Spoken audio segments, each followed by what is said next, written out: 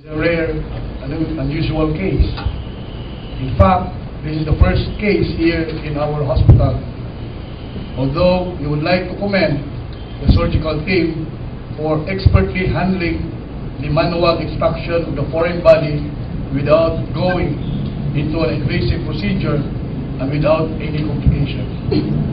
And considering that it is really an unusual case, excitement and clapping may have been elicited, but the committee found these excessive and inappropriate, and some acts were already in violation of some hospital policies.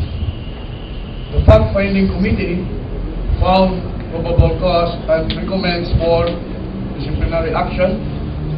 There are 3 doctors and 1 nurse involved.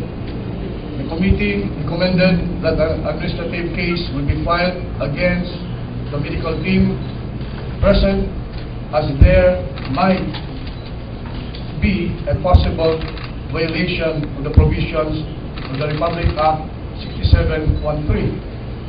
1 doctor and 3 nurse supervisors were sternly warned and advised to be more cautious in their performance of duties as supervisors.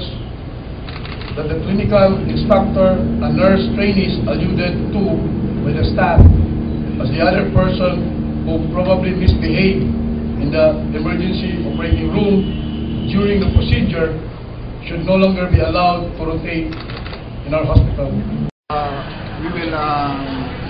We recommended that these charges will be filed in this.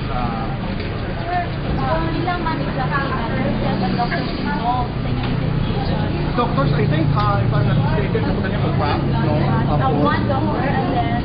No, 4 doctors. 4 doctors Yeah. and Nurses, 5, and some of them are student nurses. So ako ba nila makapag-send?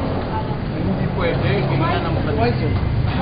Wala, hindi pwede kasi we will preempt the investigation being done by the Ombudsman.